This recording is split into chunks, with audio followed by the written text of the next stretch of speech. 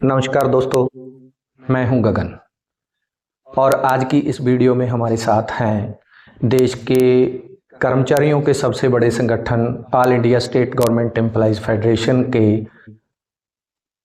President Shri Lamba जी, श्री सुभाष लांबा जी। कर्मचारियों की पूरे देश में क्या स्थिति है, हम उनसे जानना चाहेंगे, क्योंकि ये देश के अलग अलग हिस्सों में समय समय पर जाते रहते हैं और कर्मचारियों से मिलते रहते हैं। इसीलिए इनसे पूछना चाहेंगे कि कर्मचारियों की पूरे देश में आज की तारीख में क्या स्थिति है। लांबा जी, आपका स्वागत है हमारी इस वीडियो में। नमस्कार जी, धन्यवाद। लांबा जी, मैं आपसे सबसे बड़ा सवाल जो आज कर्मचारियों का है, कर्मचारियों के मामलों में आपने देखा होगा कि कर्मचारियों की पेंशन भी ख़त्म कर दी गई है और उनको कंट्रैक्चुअल आउटसोर्स सभी विभागों में इस पे रखा जा रहा है। तो आप क्या सोचते हैं कि कर्मचारियों की पूरे देश में आज की तारीख में क्या स्थिति है? देखिए, कर्मचारियों के ऊपर कई तरीके से हमले किए जा रहे हैं जी। एक तो ये है कि जो हमने देश की आज़ादी से पहले जी जो ट्रेड यूनियन अधिकार प्राप्त किए थे जी, आज उनको ही खत्म किया जा रहा है। उनको खत्म किया जा रहा है। दूसरा, नवोदारीकरण की नीतियों के तहत जी सारे जो पीएसयूज हैं, पब्लिक सेक्टर अंडरटेकिंग्स हैं जी, उनको निजीकरण भी नहीं कहेंगे, अब हम तो ट्रांसफर कर रहे हैं। ट्रांसफर कर रहे हैं। और दूसरा, जो सरकारी विभाग हैं जी उनको सिकोड़ रहे हैं जी, और जो हमारे अधिकार थे जी उनको धीरे धीरे करके खत्म कर रहे हैं जी। और बड़ी जो बात इसमें हो रही है वो ये हो रही है कि जो रेगुलर सैंक्शन पोस्ट वैकेंट थी जी उनको रेगुलर भर्ती से भरने की बजाय जी आउटसोर्स कॉन्ट्रैक्ट पर भर्ती की जा रही है जी तो ये कई प्रकार से हमले कर्मचारी वर्ग पर हैं जी। अगर हम एक एक करके सूचीबद्ध इसको करें, जी जैसे ट्रेड यूनियन एक्ट 1926 में अस्तित्व में आ गया जी, हम मांग और आगे कर रहे थे जी लेकिन सरकार ने जब कोविड था 2023 में जी 146 जो मेंबर पार्लियामेंट थे जी उनको सदन से बाहर करके जी 3 कृषि काले कानून जी और ये जो 44 श्रम कानूनों में से 29 को खत्म करके जी 4 लेबर कोड बना दिए। 4 लेबर कोड। जी तो ये जैसे किसान थे जी, उनकी मांग तो नहीं थी, बिल्कुल। ऐसे ही जो जिसके लिए लेबर कोड है, जी जो उसके स्टेक होल्डर हम कह सकते हैं जी कि कर्मचारी और मजदूर। जी, मजदूरों की तो मांग थी नहीं, मांग थी नहीं। तो फिर मांग किसकी थी? जी इस देश के कारपोरेट सेक्टर की डिमांड थी जी कि ये जो आपके लेबर लॉज हैं जी ये हमारी जो लूट है जी उसमें रुकावट पैदा कर रहे हैं, जी, जो हम चाहते हैं वो नहीं कर पा रहे, वो नहीं कर पा रहे, इसलिए इनको खत्म किया जाए। तो सरकार ने उनको खत्म कर दिया जी 4 लेबर कोड बना दिए जी। और all India state government employees federation, central trade union इसके खिलाफ लड़ रहे थे। जी बिल्कुल, तो ये रुका हुआ था। लेकिन जैसे ही बिहार में जी चुनाव परिणाम आए जी, वो कैसे मैनेज कर रखे थे वो एक अलग बात है, अलग बात है। लेकिन उससे उत्साहित होकर के 21 नवंबर को नोटिफाई कर दिए कि पूरे देश में इसको लागू कर देंगे। अब इसका इम्पैक्ट क्या पड़ेगा जी, अगर इसका इम्पैक्ट हम देखें, कर्मचारियों पे क्या पड़ेगा? कर्मचारियों पे इसका क्या इम्पैक्ट पड़ेगा? जी, एक तो ये है कि यूनियन बनाना बहुत मुश्किल काम हो जाएगा जी, क्योंकि टोटल विभाग में टोटल जो संख्या है जी उसका 51% आपको अपने मेंबरशिप चाहिए जी, तब आपका रजिस्ट्रेशन होगा, अदरवाइज रजिस्ट्रेशन नहीं होगा जी। और सरकार क्यों चाहेगी कि एक यूनियन में 51% मेंबर हो? वो तो अलग अलग यूनियन बनाएगी, अपने यूनियन बनाएगी। बिल्कुल बिल्कुल। तो इसलिए पहली बात तो यूनियन बनाने का अधिकार ही एक तरीके से खत्म हो जाएगा। दूसरा, हम देखते हैं कि पूंजीपतियों को मतलब छूट मिल गई छटनी करने की।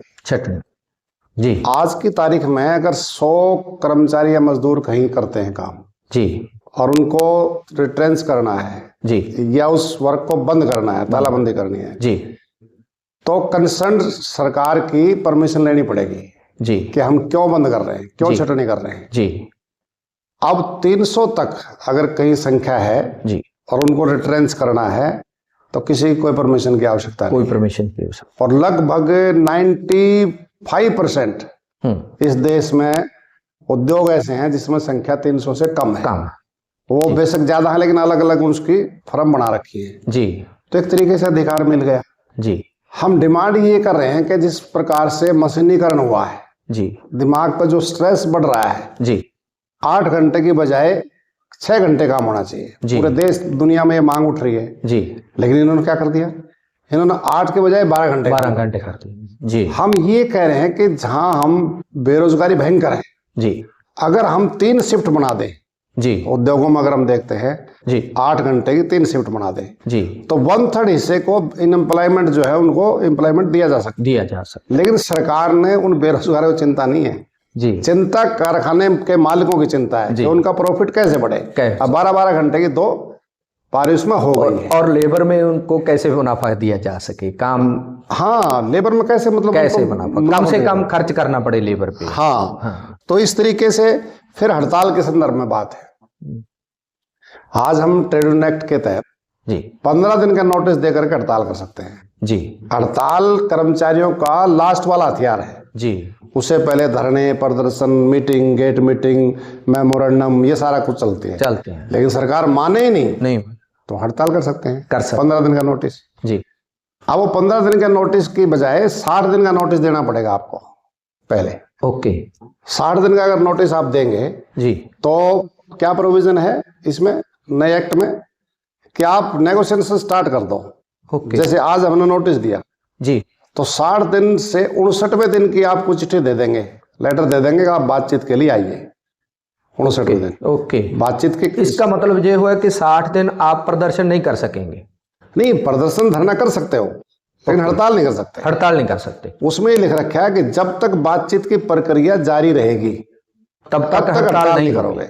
जैसे मैं समझा रहा हूँ कि 59वें दिन के लिए आपको लेटर दे दिया जी, आप गए जी, गगन जी आज तो टाइम नहीं है, चाय वाय पियो, अगली बार देखेंगे। अगली बार देखिए, 2 महीने बाद की लेटर और दे दिया तो कर्मचारी नाराज हो जाएंगे, कर्मचारी, क्योंकि उनके तो बर्निंग इशू आ रहे हैं। जी बिल्कुल। अगर हड़ताल आपने कर दी, जब तक बातचीत की प्रक्रिया चल रही है, सरकार की तरफ से डायलॉग चल रहा है और हड़ताल कर दी जी, तो ये हड़ताल होगी गैर कानूनी। अगर गैर कानूनी हड़ताल है जी तो जेल भी होगी और भारी भरकम जुर्माना भी लगेगा जी, और ना कि लीडरशिप पर, उसके टोटल मेंबरों पर भी लगेगा, मेंबरों पर भी जुर्माना लगेगा जी। इसका मतलब ये है कि हड़ताल अब खत्म कर दिया। हाँ, और ये जो लेबर लॉज की जो तारीफ है कि पुल बांध रहे हैं जी, मतलब अनऑर्गेनाइज सेक्टर बहुत बड़ा सेक्टर है, बहुत बड़ा सेक्टर, उसके ऊपर तो कोई लागू ही नहीं होता। अब ये कहते हैं भाई गीग वर्कर के ऊपर भी लागू कर दिया, रेडी पटड़ी वालों को भी लागू कर दिया। आज जो श्रम कानून है वो कितने % लोगों में लागू हो रहे हैं? 5% पर 5% जी। तो ये जो रहा सा था उसको भी तहस नहस इन्होंने कर दिया। ये लंबा जी, ये तो हो गई जो है हमारे 4 लेबर कोड, उनके बाद इससे आगे आपने भी देखा है, हमने भी देखा है कि देश के सभी राज्यों में 1-1 2004 से पुरानी पेंशन लागू कर्मचारियों पर की है और पुरानी पेंशन के इशू पर बहुत सारे संगठन जो हैं वो धरना प्रदर्शन कर रहे हैं। उसमें धरना प्रदर्शन होने के बावजूद भी कहीं कहीं वो स्टेटों ने कहीं कहीं उसको लागू किया है, लेकिन पूरे देश में एक जैसी लागू जड़ी है पुरानी पेंशन नहीं हुई। कभी कहते हैं NPS अच्छा है ओल्ड पेंशन से, कभी कहते हैं अभी ये इन्होंने नया लेके आए हैं, UPSC लेके आए हैं। क्या मैं आपसे ये पूछना चाहता हूं कि जो पुरानी पेंशन है, ओल्ड पेंशन है, सरकार वो क्यों लागू नहीं कर रही और आप इसके बारे में क्या सोचते हैं? देखिए, ये अगर हम देखेंगे एक एग्जीक्यूटिव ऑर्डर जारी करके जी इसको जनवरी 2004 से लागू कर दिया जी, और 2004 में किसकी सरकार थी जी? अटल बिहारी वाजपेयी की सरकार ही थी जी।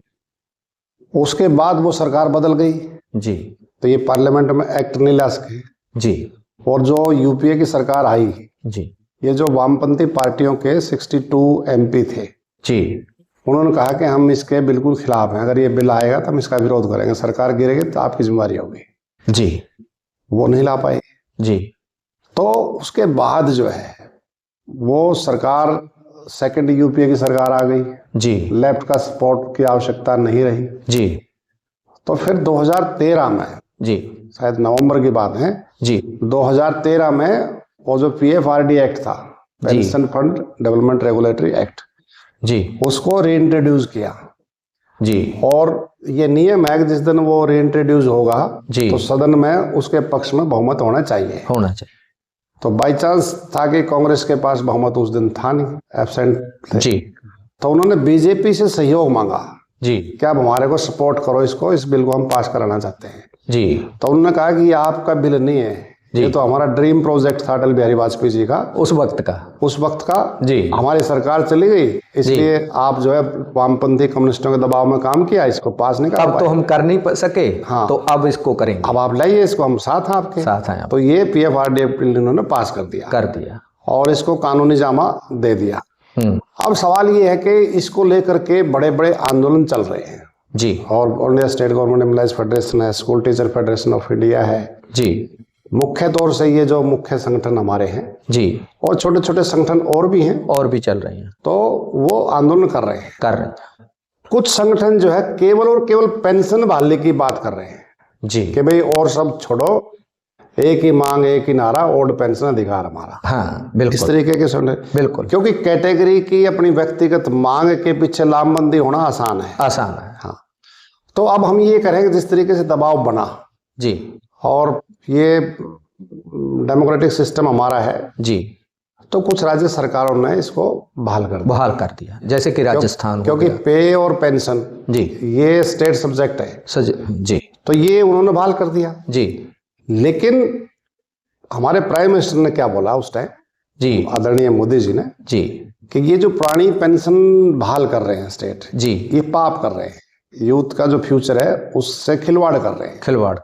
तो ये जो पाप जो है, हम ये पूछ रहे हैं कि स्वयं prime minister ji, MP MLA old pension scheme के तहत पेंशन ले रहे हैं। हाँ बिल्कुल, ये तो मतलब हमारे को तो ये कह रहे हैं कि भाई आप पाप कर रहे हैं जी, आप खुद उस पाप में भागीदारी कर रहे हैं जी, तो ये तो दोगला करैक्टर हो गया, दोगला हो गया। हम इसमें ये कहना चाहते हैं कि दबाव पड़ने के बाद जी ये बना के अब ओल्ड पेंशन बहाल हो सकती है जी, लेकिन सरकार ने क्या किया जी, कुछ जो सरकार के चाटुकार संगठन थे जी, उनको बुला करके जी ओल्ड पेंशन की बजाय एक यूपीएस और लेकर के आगे नई पेंशन, एक नई स्कीम दे दी। अब आप देखेंगे कि जो स्टेक होल्डर है, जो कर्मचारी हैं जिसके ऊपर वो पेंशन स्कीम लागू होगी जी, वो तो सहमत नहीं है उससे जी, आप लेकर के आ गए जी, तो वो यूपी एनपीएस से भी और खतरनाक, मतलब पेंशन लेकर के आगे ये जो मैं बोल रहा हूँ वो उससे भी ज्यादा खतरनाक है जी। कर्मचारियों ने एक्सेप्ट नहीं किया, बार बार डेट बढ़ाने के बाद भी जी 4% कर्मचारियों ने भी उसको अडॉप्ट नहीं किया। यूपीएस को 4%, पूरा 4% भी नहीं हुआ, 3 पॉइंट कुछ है, 3 पॉइंट। तो इसका मतलब क्या है कि उसकी कर्मचारी ने उसको रिजेक्ट कर दिया जी।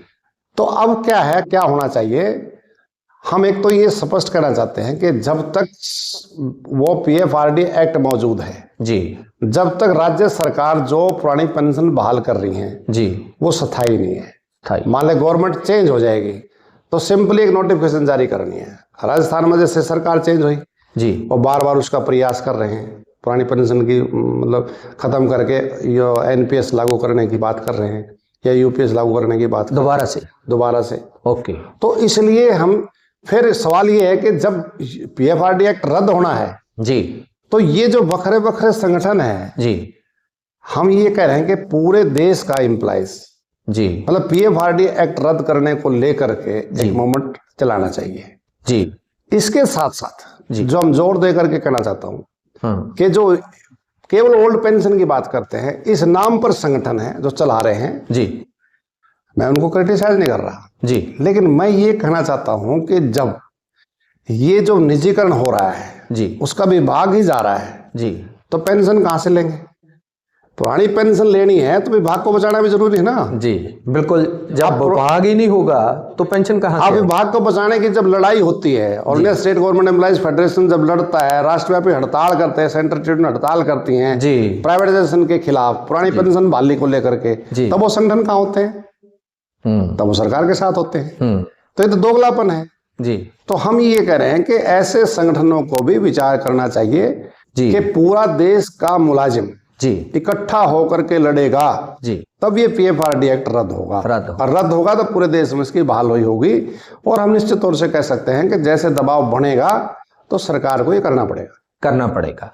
इसके अलावा कोई और रास्ता, दूसरा रास्ता नहीं है, कोई शॉर्टकट नहीं है, कोई शॉर्टकट। अब आप देखिए जिन राज्यों ने किया है, जैसे राजस्थान है, छत्तीसगढ़ है, झारखंड है जी, उन्होंने कर दिया। और हिमाचल ने भी अनाउंसमेंट की थी, लेकिन अभी वहां हुआ नहीं है। पंजाब में भी नोटिफिकेशन तो हो गया था, लेकिन उन्होंने लागू नहीं किया उसको। हाँ, तो ये है क्योंकि जो पैसा उनका पीएफआरडी में है जी, एम्प्लॉइज का भी और सरकार का भी जी, उस पैसे को वापस नहीं करे सेंट्रल गवर्नमेंट जी, तो वो पेंशन कहाँ से देंगे? वो तो फंड मैनेजर है जो स्टॉक मार्केट में लगा रहे हैं, स्टॉक मार्केट में लगा रहे हैं जी। हम ये करेंगे फंड मैनेजर को डायरेक्ट करें कि वो पैसा उनको राज्य सरकार को दे, राज्य सरकार को। इसके अलावा जो ईपीएस 95 है जी, वो तो मतलब हम ये करेंगे जो ईपीएस 95 के सदस्य हैं जी, उनको ही पुरानी पेंशन स्कीम के दायरे में लाना चाहिए। उनको तो कुछ मिलता ही नहीं बेचारों को, उनको कुछ नहीं मिलता।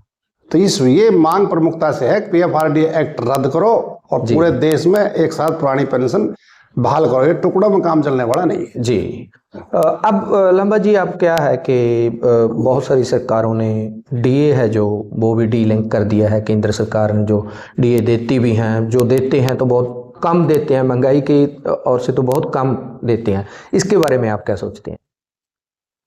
देखो, ये जो डीए है जी, महंगाई भत्ता जो है, ये आंकड़ों की कलाबाजी है जी। मार्केट का जो महंगाई जिस तरीके से बढ़ रही है जी, उस तरीके से महंगाई भत्ता डीए हमारे को मिलना चाहिए जी, लेकिन सरकार वो देती नहीं है जी। और इसमें भी अगर हम देखेंगे कि जैसे कोविड काल में 18 महीने का जी 3 इंस्टॉलमेंट उन्होंने फ्रीज की और ये कहा था कि जब हमारी अर्थव्यवस्था ठीक होगी जी, जीएसटी कलेक्शन बढ़ेगा जी, तो हम इसको रिलीज कर देंगे। आज हर महीने 2 लाख करोड़ रुपए जीएसटी कलेक्शन है जी। इसके बावजूद भी जो कर्मचारी और पेंशनर्स हैं जी, उनका 18 महीने का डीए फ्रीज कर रखा है, उसको रिलीज नहीं किया जी। तो ये इससे ज्यादा और चीटिंग क्या है जी। और इसका जो मेथड है जी, वो जो तरीका है, जो आंकड़े कलेक्ट करते हैं जी, वो भी ठीक नहीं है जी। एक्चुअल जो महंगाई की दर बढ़ रही है जी, उसके हिसाब से कैलकुलेशन होगी जी, तो ये ज्यादा होगी। फिर हम एक बात और करें जी, कि जैसे कम वेतन भोगी लोग हैं जी, उनका डीए की जो किस्त आएगी जी, उनको कितना बढ़ोतरी होगी? मतलब जिसकी हायर तनख्वाह है उसकी तो परसेंटेज के हिसाब से और बढ़ जाएगी, लेकिन जिसको जरूरत है, जो बेसिक जो कॉन्ट्रैक्ट वर्कर है जी, उनके ऊपर तो इस तरीके से प्रोविजन भी नहीं है जी, तो उनकी बढ़ोतरी ज्यादा होनी चाहिए ना। बिल्कुल, तो इसमें नहीं है ये भेदभाव, इस तरीके से इस तरीके से है। तो आपकी बात से तो ये लग रहा है कि कर्मचारियों की स्थिति, चाहे वो आउटसोर्स हो, पुरानी पेंशन की तरफ हो, पे कमीशन की बात हो, जो या तो फिर डीए की हो, इस तरीके से तो कर्मचारियों की स्थिति कोई बहुत ही अच्छी नहीं। ना एक ये जैसे कॉन्ट्रैक्ट एम्प्लॉइज जी, मैं इस पे 1-2 बात कहना चाहता हूँ। हाँ, 10 अप्रैल 2006 जी, कर्नाटक बनाम उमा देवी जी, ये माननीय सुप्रीम कोर्ट की कॉन्स्टिट्यूशन बेंच का डिसीजन है कि 10 अप्रैल 2006 तक जी, जो आउटसोर्स कॉन्ट्रैक्ट एम्प्लॉइज हैं जी, जो सैंक्शन पोस्ट के अगेंस्ट लगे हुए हैं जी, उनको एक मुफ्त रेगुलर करने की पॉलिसी बनाओ जी। इन फ्यूचर जी, जो रेगुलर प्रकृति का काम है जी, सैंक्शन पोस्ट वैकेंट है, उनके अगेंस्ट आप कॉन्ट्रैक्ट आउटसोर्सिंग नहीं रखोगे जी।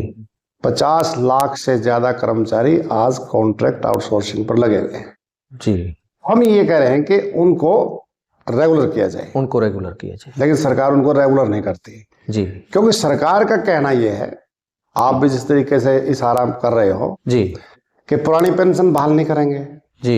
1 करोड़ पोस्ट खाली पड़ी है, 1 करोड़ सेंटर में, स्टेट में, पीएसयूज में, कुल मिला करके जी, स्टेट्स गवर्नमेंट्स में, सेंट्रल गवर्नमेंट्स के और पीएसयूज में 1 करोड़ से ज्यादा, आप उनको नहीं भरेंगे जी। इनका क्या कहना है? 1 करोड़ पोस्ट अगर भरेंगे तो उनका वेतन कहाँ से आएगा? जी। कॉन्ट्रैक्ट एम्प्लॉइज को रेगुलर कर देंगे जी। मतलब इंक्लूडिंग वो NHM भी उसमें शामिल है जी। अगर उनको रेगुलर करेंगे जी तो उनकी तनख्वाह कहाँ से आएंगी? कहाँ से?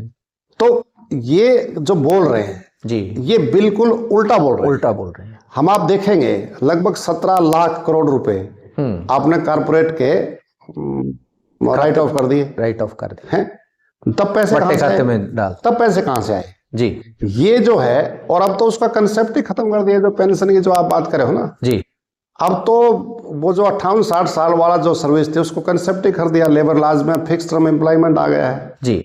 मतलब 4 साल आपको नौकरी देंगे। अग्निवीर जो है इनकी कौन सी पेंशन मिलेगी?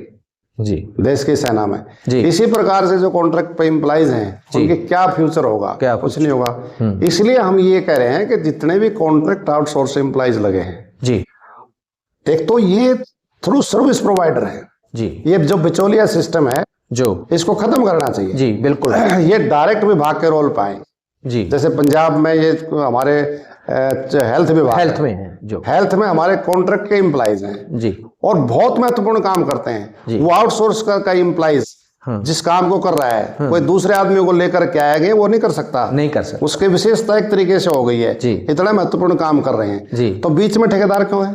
आउटसोर्स मतलब है तो डायरेक्ट रोल पाना चाहिए। जी। तो हमारी जो मांग है कि इस प्रकार के जितने भी कर्मचारी हैं जी जो थ्रू सर्विस प्रोवाइडर हैं सर्विस बिचौलिया सिस्टम हटाओ। आप देखेंगे बिचौलिए को आप उसको जीएसटी भी दे रहे हो। जीएसटी दे रहे हैं और वो PF ESI को भी खाने लग रहे हैं। वो ज्यादा बड़ी मात्रा में दे रहे हैं जीएसटी उसको। हाँ बड़ी मात्रा में दे रहे हैं। हाँ। लेकिन वो जो पैसा आप PF का पैसा उसको दे रहे हो ESI का पैसा उसको दे रहे हो GST उसको दे रहे हो। बिल्कुल। इससे अच्छा तो उसको डायरेक्ट दे दो ना आप। डायरेक्ट। लेकिन डायरेक्ट नहीं देंगे इसलिए डायरेक्ट वो रोल पर आए और समान काम समान वेतन जो ऑनरेबल सुप्रीम कोर्ट ने बोला है जी। और उनको जॉब सिक्योरिटी दी जाए। जी।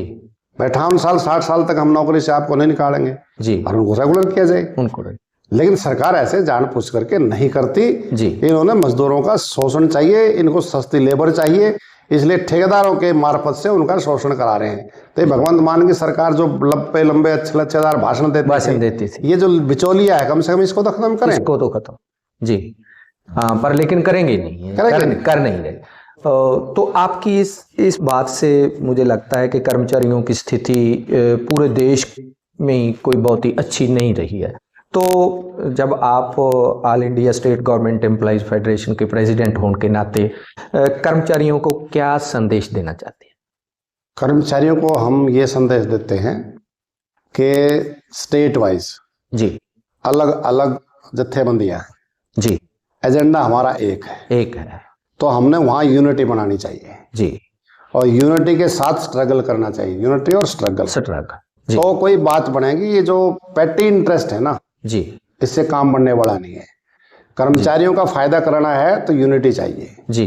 और ये जो हमारी यूनिटी नहीं है उसका फायदा सरकारें उठा रही हैं। तो ये यूनिटी बनानी चाहिए और पूरे देश के स्तर पर हम करें। ये जो कॉन्ट्रैक्ट एम्प्लॉइज का जो इशू है ये बड़ा इशू बन करके आ रहा है जी क्योंकि लगभग 50% से ज्यादा जी आउटसोर्स कॉन्ट्रैक्ट एम्प्लॉइज अब आ गया है जी। रेगुलर एम्प्लॉइज धीरे धीरे खत्म हो रहा है जी और आउटसोर्स कॉन्ट्रैक्ट एम्प्लॉइज आ रहा है। इसलिए संगठनों में इनको भी हमें संगठित करना चाहिए जी। मुख्य धारा में इनको लेना चाहिए जी। और जो कॉन्ट्रैक्ट एम्प्लॉइज या कोई और संगठन इस तरीके से बन रहे हैं कैटेगरी के नाम पे जी वो गलत है। वो मुख्य संगठनों में उनको शामिल होकर के इस लड़ाई को लड़ना चाहिए जी। और all India state government employees federation का भी नेशनल कॉन्फ्रेंस हमारी 23 से 26 जनवरी को महाराष्ट्र में होने जा रही है जी।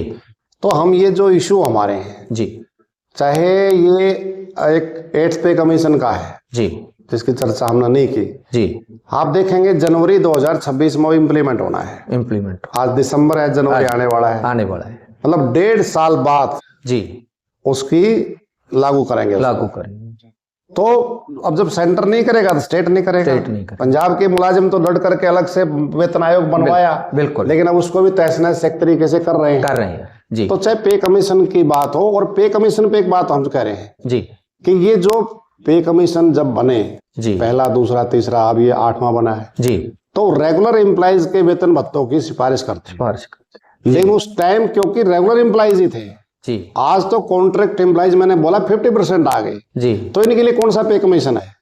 तो इसलिए ये पे कमीशन ही जी जो आउटसोर्स कॉन्ट्रैक्ट एम्प्लॉइज हैं जी टर्म ऑफ रेफरेंस में अमेंडमेंट करे और इसको जोड़े कि उसको भी हम इसको शामिल करें ताकि कॉन्ट्रैक्ट एम्प्लॉइज की भी उसमें मांग उठाएं और उसको तय करें। उनके भत्ते भी समान काम समान वेतन के आधार पर आ जाए, उसको करना चाहिए जी। तो पेंशन की गगन जी आपने बात करी थी जी। अब ये जो 8 पे कमीशन आया है इसका जो टर्म ऑफ रेफरेंस है जी, उसको अगर ध्यान से पढ़ेंगे जी तो उसमें एक लिख रखा है नॉन कंट्रीब्यूटरी पेंशन सिस्टम पर होने वाले खर्च पर भी आप हमारे को सिफारिश देंगे। इट मींस जो ओल्ड पेंशन स्कीम है जी उसको भी अब सरकार छेड़खानी करने का प्रयास करेगी।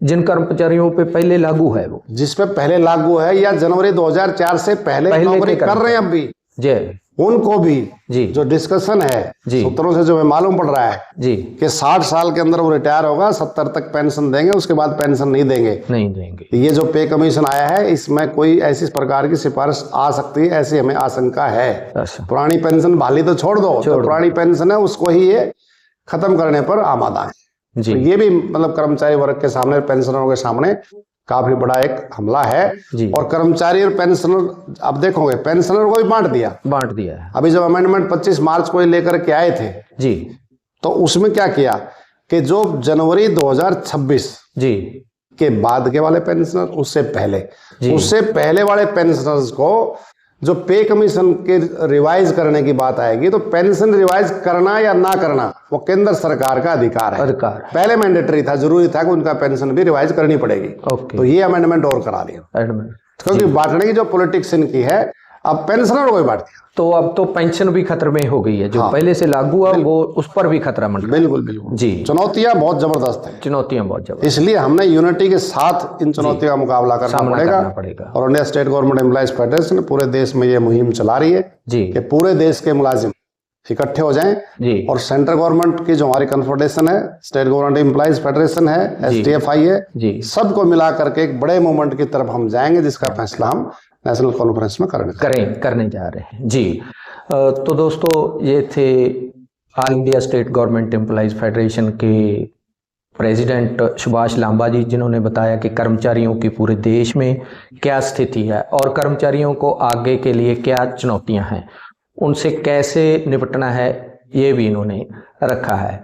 तो जाहिर है कि हमने जो सवाल इनसे पूछे हैं उनमें से कुछ सवाल जो आपके मन में भी होंगे वो रह गए होंगे। तो जो सवाल आपके मन में हैं तो वो हमें आप कमेंट बॉक्स में दे सकते हो, भेज सकते हो। जब दूसरी बार हम लांबा जी से मिलेंगे तो कोशिश करेंगे कि वो सवाल इनसे पूछेंगे। तो ये वीडियो आपको कैसी लगी और अगर अच्छी लगी तो इसको शेयर जरूर करना और कमेंट जरूर करना। धन्यवाद लांबा जी, आपका भी धन्यवाद। नमस्कार, धन्यवाद जी आपका भी।